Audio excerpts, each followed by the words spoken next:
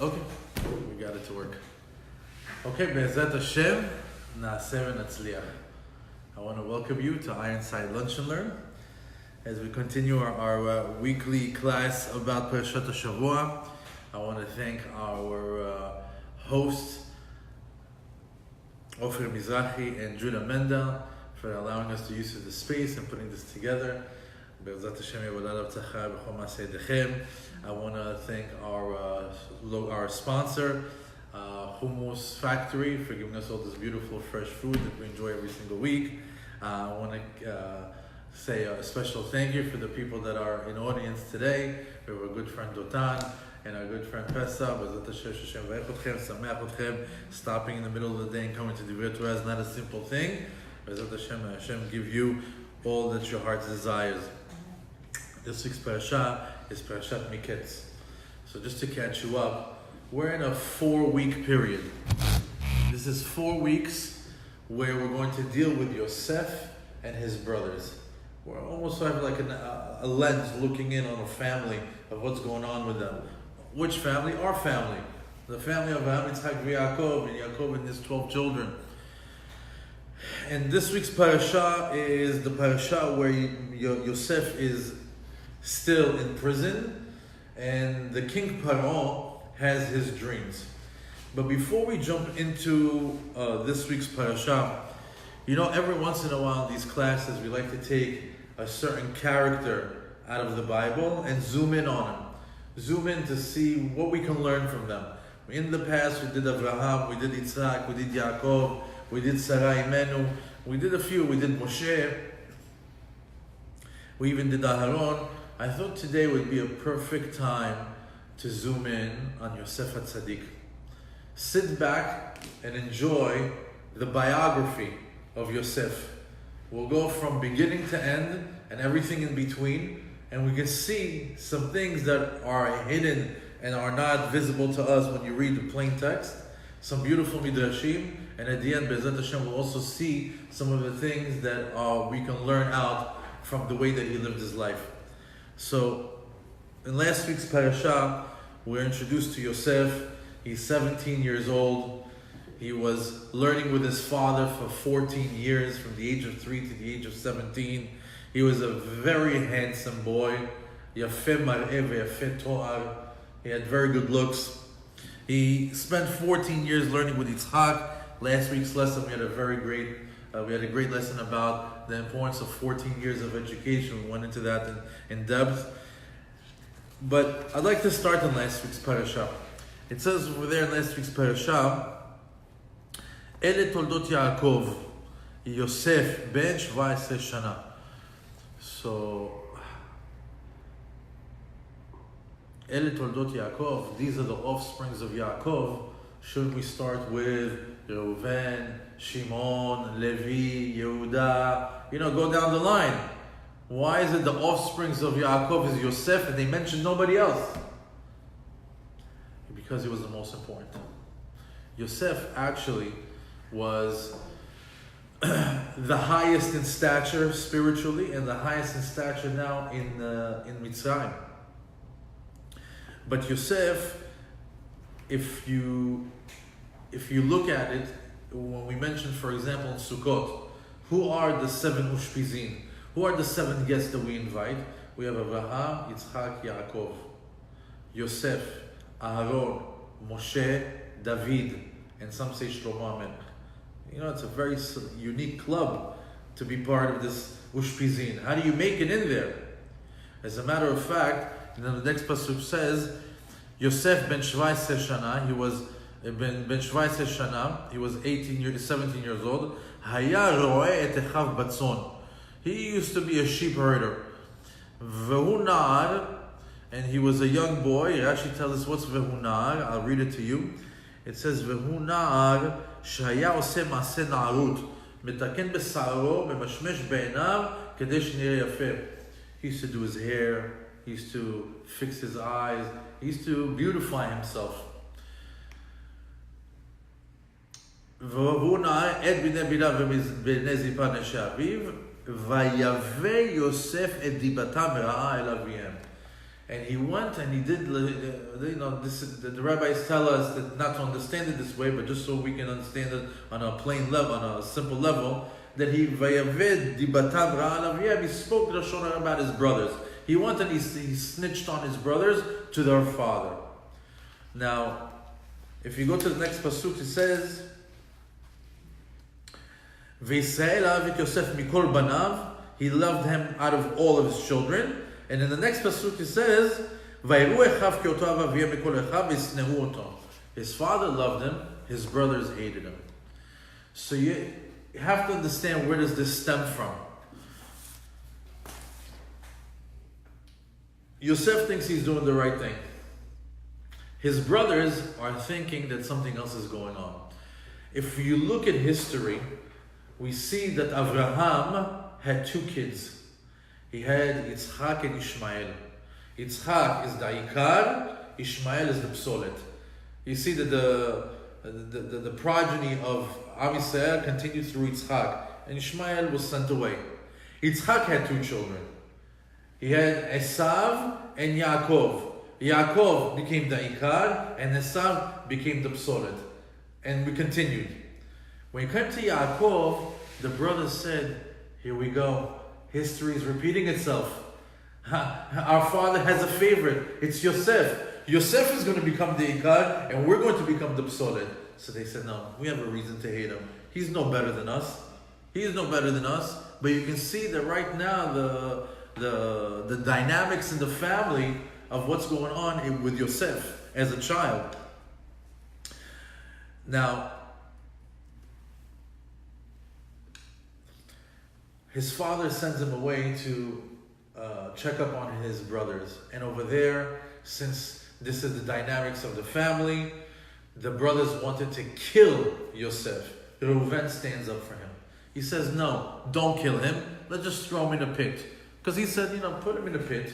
Later on, I'll come back and I'll take him out. But what happened was, they threw him in a pit. They said that, what kind of a pit was it? It was a pit that was, it actually says, Maim en bo. There was no water in it. Nachashim va'akravim yesh bo. He says that there were snakes and scorpions in that pit. Why would they do that? They say that lo anachash memit, hachet memit. He says there's rabbis that are not scared from snakes. You could put them in a pit of snakes and they're not going to be afraid. Why? It's not the snake that kills you.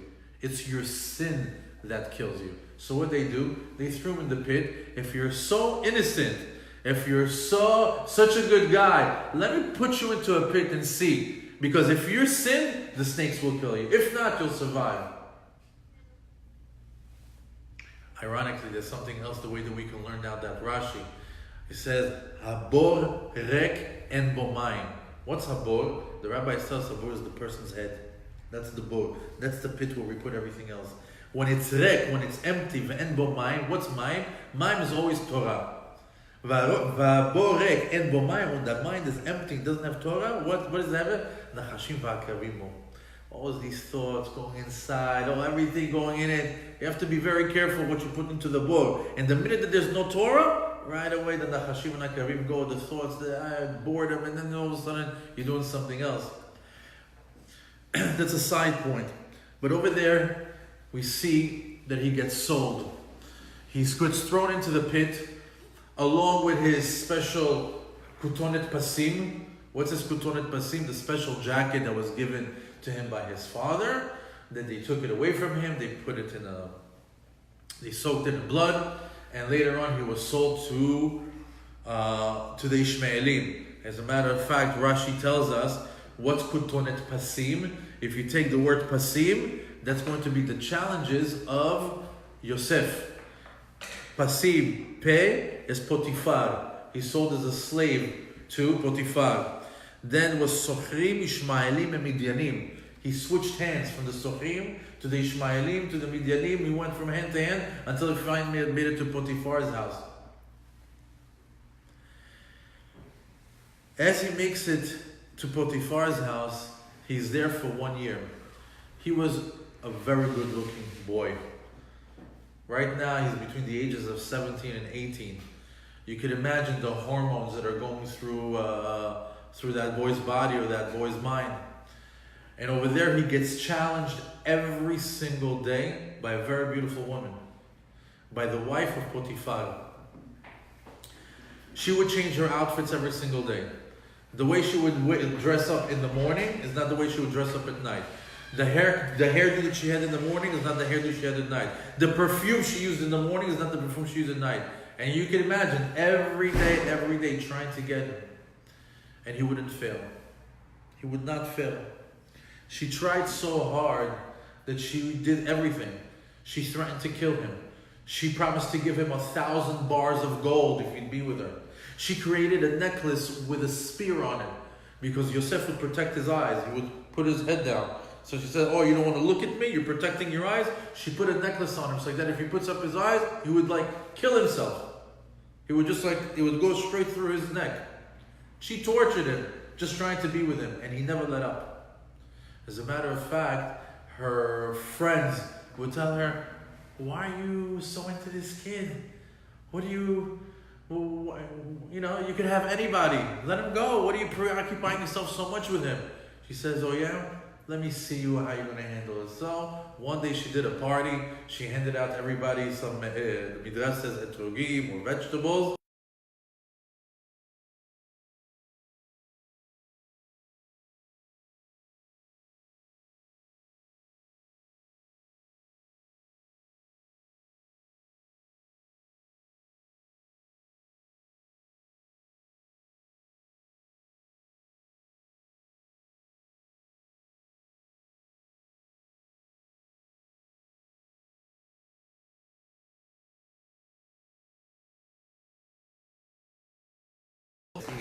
In my in front of my eyes. How do you want me to resist? How do you want me to move away from this? It's impossible for me.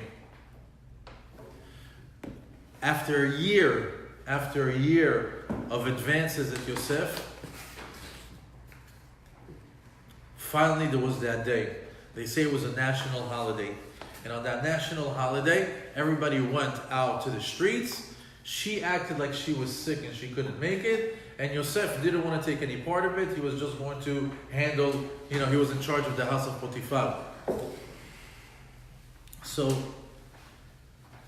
comes that day, and she makes an advance at him. And at that moment, he couldn't withstand it. It says, "Ve'avol asot et hamelacha." The Midrash says he came to go work, but they said he came to the melacha. At that day, he was actually ready. He was going to go through with it. He was going to break down on that day. And another Midrash says that the Yetzer Hara saw that he couldn't beat him. Every day he came one way or another. He couldn't beat him. He says, on this day, I'm going to come. He took all the neshamot of the Jewish people, all the Yetzer Hara of all the Jewish people, and he threw it into Yosef. And let me see if you could withstand the temptation when you have the temptation, when you have the Yetzer Hara of all Am Yisrael inside of you. Could you imagine? Millions and millions of people, Yetzer Hara in one person. And he came, and just as he's about to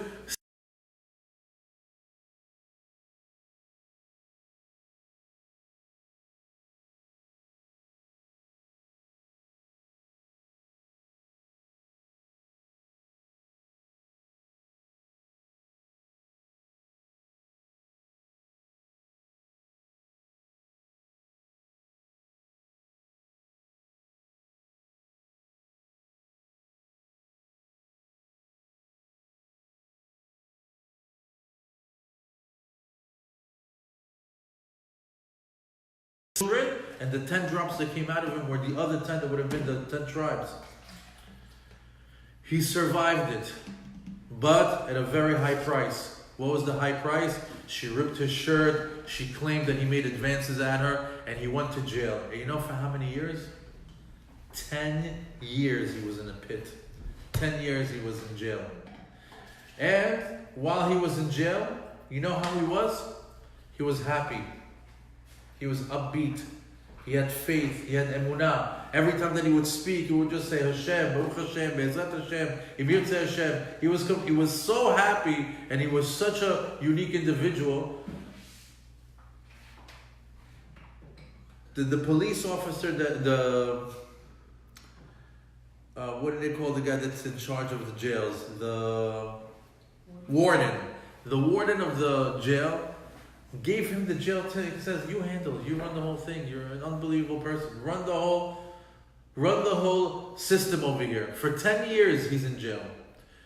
And in jail, he meets the wine butler and the baker. They got thrown into jail. The wine butler, because a flea came into Paro's drink, he says, "Go to jail." And the baker, because when he baked the bread, a rock fell into the dough, and he comes to give Paro bread with a rock on it. So he got sent into jail. They both had dreams. He solved it for them. The baker eventually died. The wine butler eventually got reinstated in his position. And he asks him, don't forget to mention me. V'zachartani v'izkartani. Because he said those two words, what happened? You don't have emunah, Hashem gave him another 2 years. So now he's in jail for 12 years. After 12 years,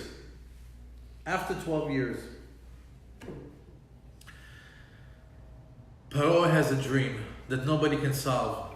Not his Khartoumim, nobody. And anyone that solves it for him, he doesn't accept the solution. He says, the interpretation doesn't seem right for me. My heart is not settled. And then the wine butler says, I hate to remind you of the time you threw me in jail, but there's a guy over there. He's amazing. He's an Eved. He talked down on him. He's an Eved, but he's the one that interpreted my dream correctly, and he brought him in. And here begins Paro's introduction to Yosef. And he was so impressed with Yosef that the Pasuk says, see if I have it here.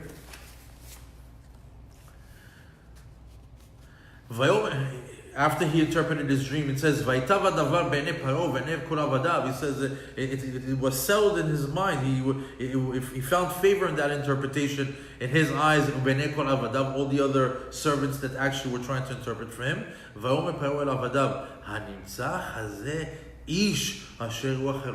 there such a person that has the Spirit of God within him? He continues to say, there's no smarter and wiser person than you. You're in charge of my entire house. Paro handed over the keys to the kingdom. And he gave him everything. He gave him his ring. He gave him his scepter. He gave him the entire kingdom. And you know how long Yosef ruled for? 80 years. That's a very, very strong kingship. Most kingships in the Jewish history is 40 is like, wow, 40 years. 80 years in Egypt.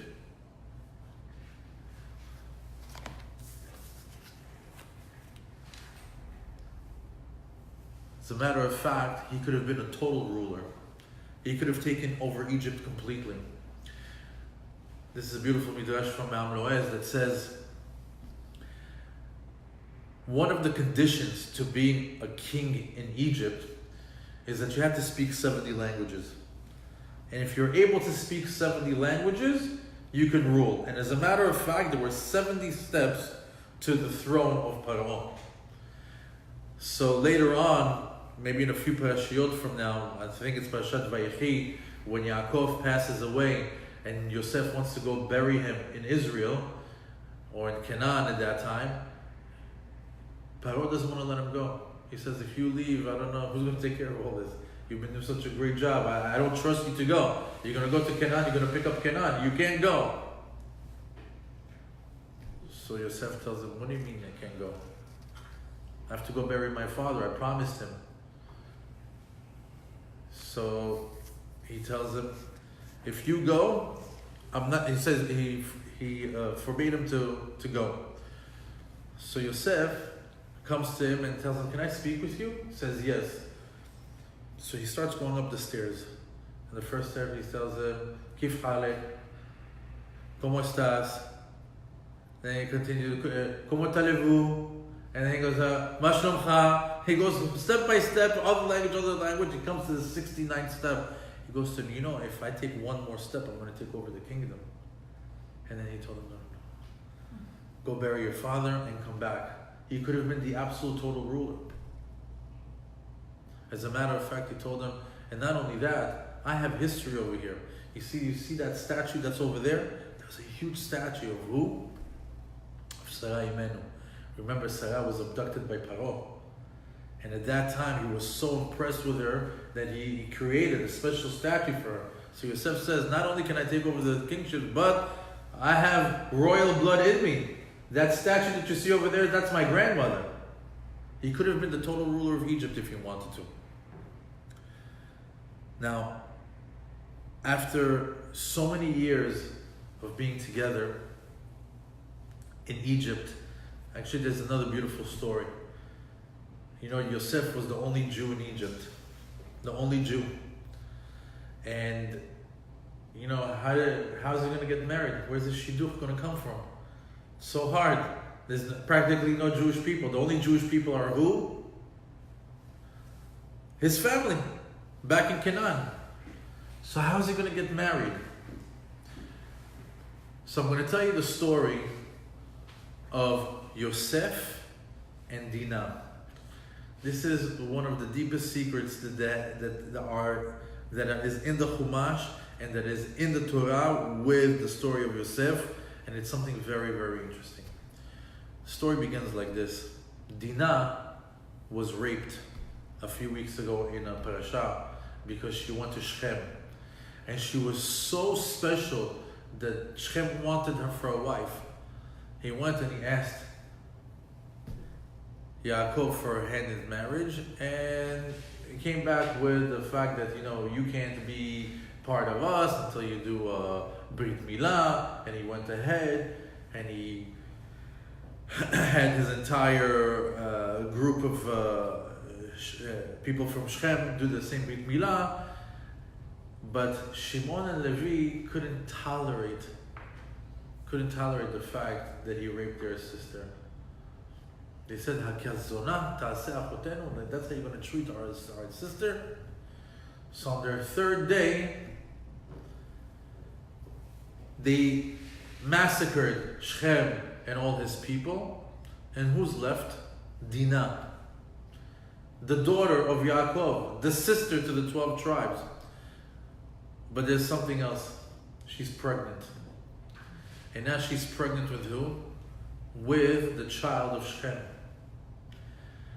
And once she gave birth, the girl that came from this birth, her name was Osnat. Why? Because she was snua. Because every time that they would take a look at her, it would remind all of them of how Dinah went with Shechem, and this is the outcome of it. It was an embarrassment to the family. And since Osnat was hated, Osnat comes from the word snua, because she was hated, Yaakov Avinu did something. He wrote for her an amulet.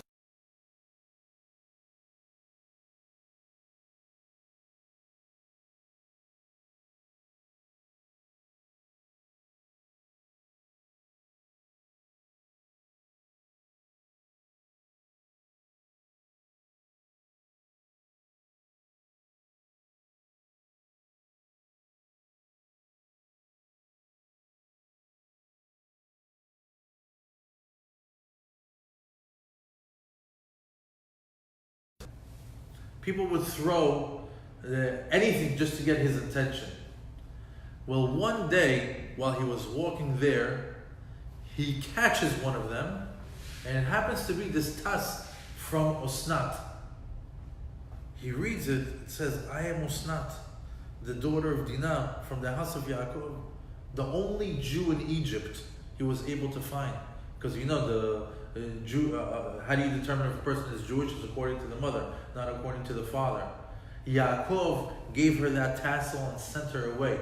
The Midrash says that Michael took her all the way to Mitzrayim, and she was adopted by Potiphar. She was the adopted daughter of Potiphar. So could you imagine, what are the chances that of all the people in Egypt, Yosef is going to bump into the only Jewish girl, and he's going to catch that tassel and find his zivug?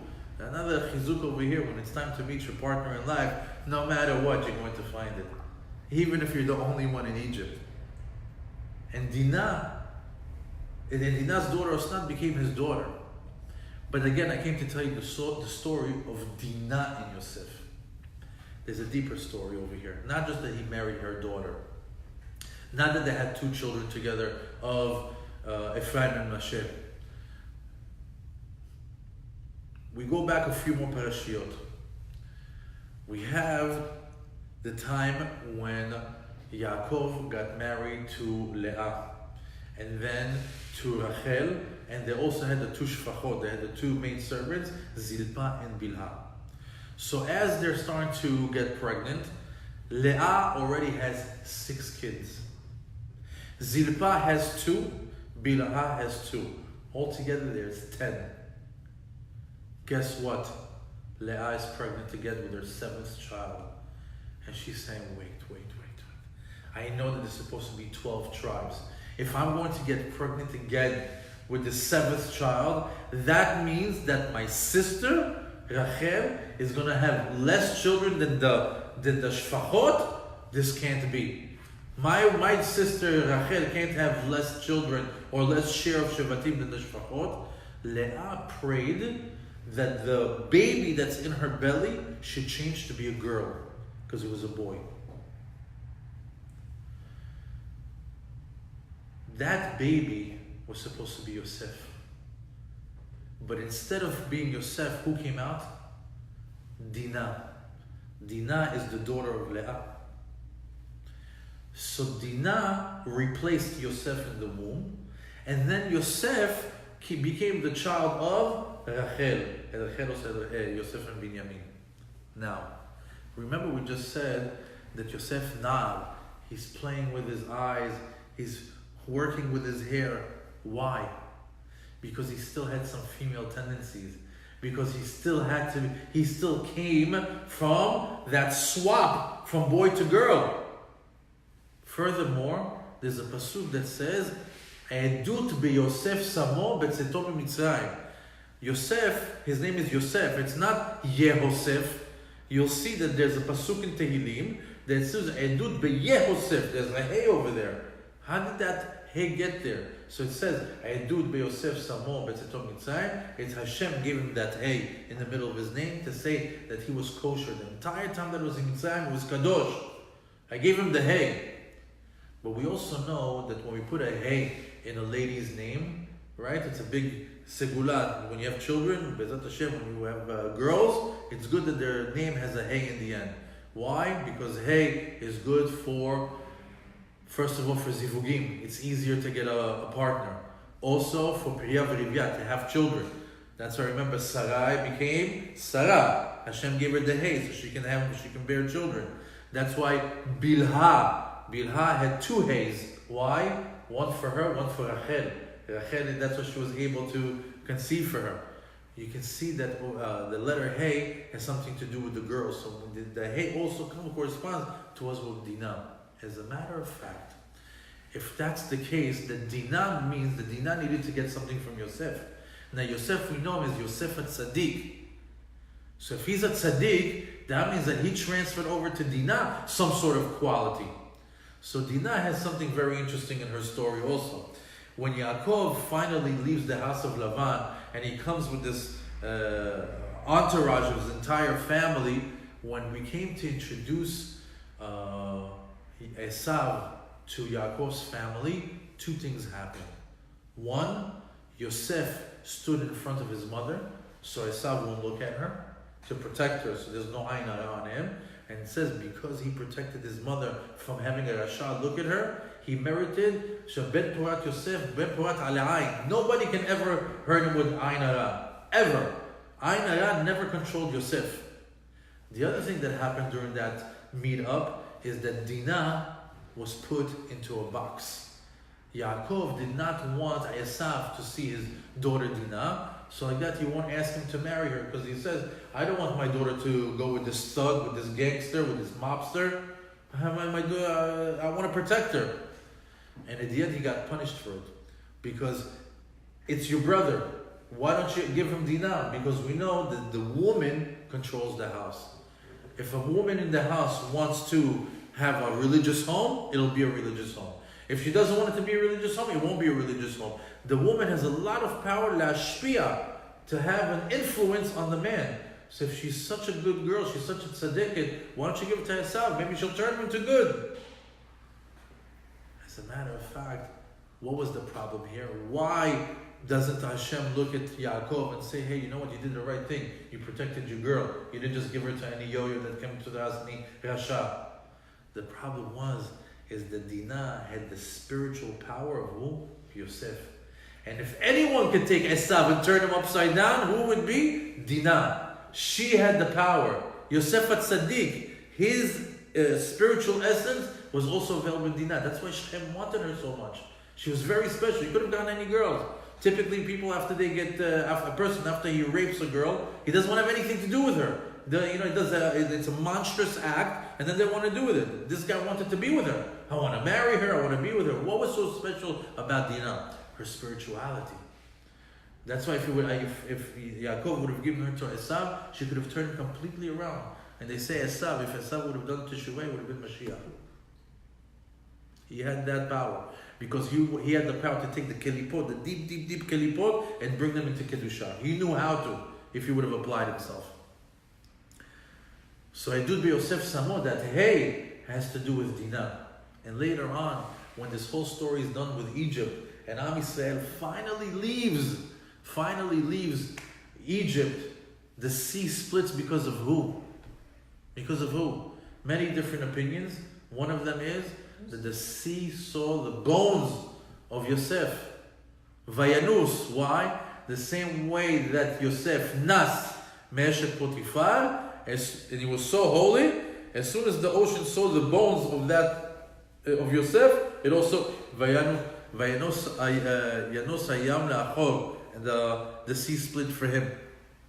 So we see that even the splitting of the sea was because of Yosef. So here we are, a young kid, a sheep herder, a good-looking kid that just wants to meet his brothers, and it starts to snowball into getting thrown into a pit, into getting sold as a slave, into getting tempted by one of the most beautiful girls in the world and didn't do anything. Then spending 12 years in jail. After that, ruling over Egypt for 80 years. And in the process, we see that his connection to Dinah, his zivug with Osnat, and even the splitting of the sea in Egypt, all from one individual, Yosef Hatzadik. And if you ever wonder why, when we say Yosef, we say Yosef Hatzadik. We don't say Moshe Hatzadik, we say Moshe Rabbeinu. We don't say Aharon Hatzadik, Aharon HaKohen. We don't say Yaakov Hatzadik, we say Yaakov Avinu. Everyone has a title. Yosef earned the title of Tzadik. You know who's a Tzadik? It's a person that protects his breed. Also, Yosef is connected to the Yesod. What's the Yesod? Yesod is also the breed, but Yesod means it's a foundation. He created a foundation for Am Yisrael. He is the one that we can tap into all the time when we want to get what? Everything that he stands for. What does Yosef stand for? Yosef stands for being in the middle of all the tum'ah in the world and being able to stay at Tzaddik. Yosef stands for Emunah. Imagine being in jail for 10 years. Anybody would have a bad day over there. How do you stay so upbeat? He says it's for the best. Hashem wants me over here. Tzaddik, he was able to be in Egypt and still stay. Because keep in mind, if you're living right now in a castle, what could you say? You know what? Forget my family. Who needs them? They got rid of me. They put me in a pit. Look at me now. Look at me now. I'm a big shot. I'm running one of the biggest castles in Egypt. I have all the money in the world. I have all the women in the world. I have everything that I want. What did he do? He stayed an Eved. He never took a penny. He was penniless. And he put his eyes down. He was a tzaddik. Why? Because the education from his father that taught him what's the right way to be as a Jew. and the emunah that he had while he was in jail, and the yesod that he was constantly protecting his yesod. Now, the fact that Ben Porat Yosef, Ben Porat Ale'ayin, that whole concept that no ayin hara is sholetet b'ben adam. How do you get to that point? How do you get to that point? So I can tell you one last thing, and with this I'll conclude. If you ever wanted to meet Yosef, if you ever wanted to have a conversation with him, you know what it would sound like? You would hear these words from him. Baruch Hashem, Be'ezat Hashem, Himyetze Hashem, it's all because of Hashem, God's glory, God's Hasdei Hashem kol hayom. Hashem was on his lips all the time. V'Hashem imo. The pasuk says V'Hashem imo. Anything that he did, he was promoting God. Now imagine Egypt, 9/10 of the tum'ah, of the kishuf, of the witchcraft, of the sorcery of the world. 9/10. Imagine the whole planet. 90% of it is in one place. Where? In Mitzrayim. And he's the one over there by himself talking about God, promoting God, saying God, because he's so successful, everything that he does. Imagine, Paro gave over the keys to him. Potiphar gave over the keys. And every time that they ask him, oh, you're so great, you're so smart, you're so knowledgeable, how do you know? How do you know the dreams? How do you know how to make money? How do you survive? How do you know all these things? God, God, God, God, God.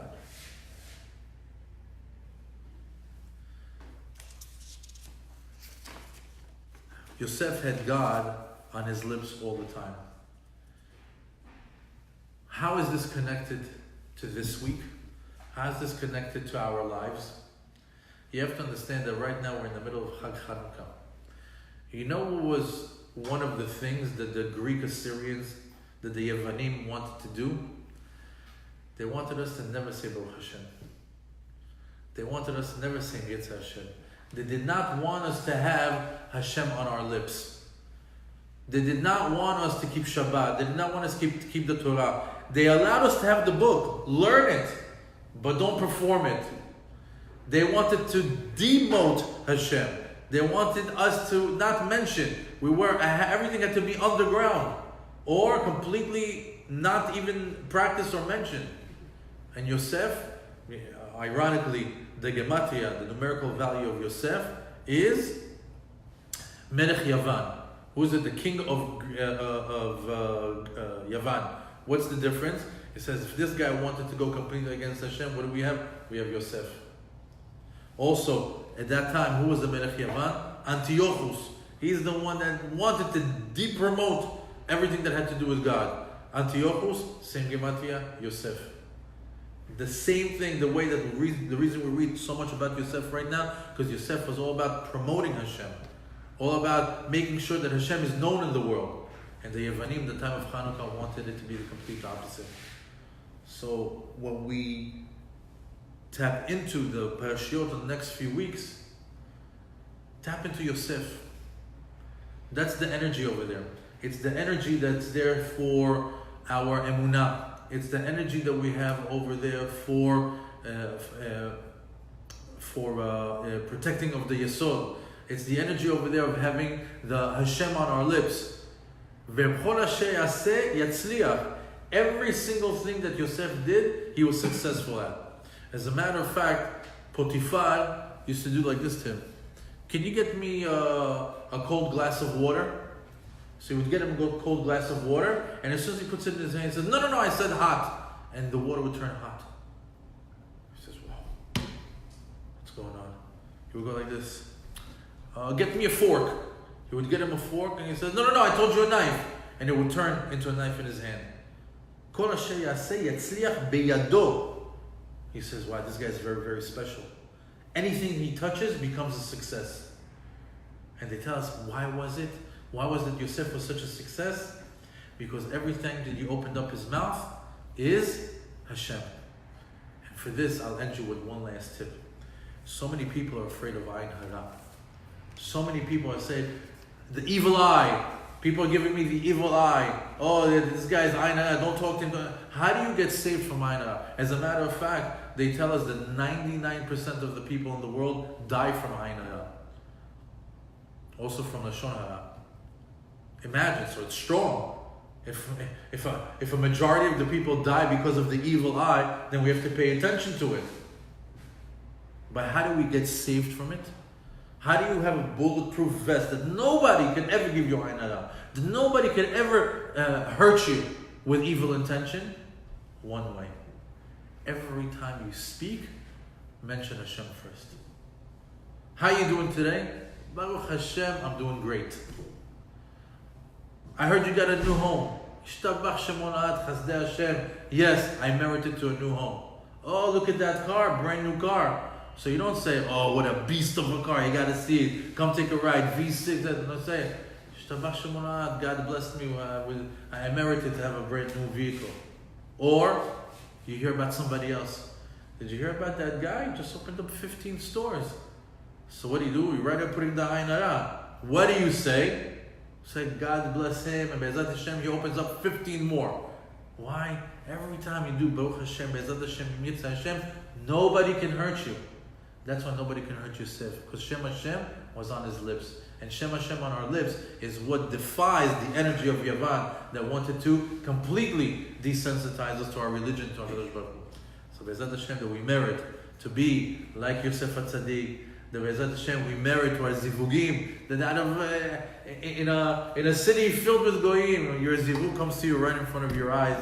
And the Be'ezat Hashem also we merit to linatzel mi'ayn hara, mi'yetzer hara, and Shalom Shabbat Shalom U'Barach.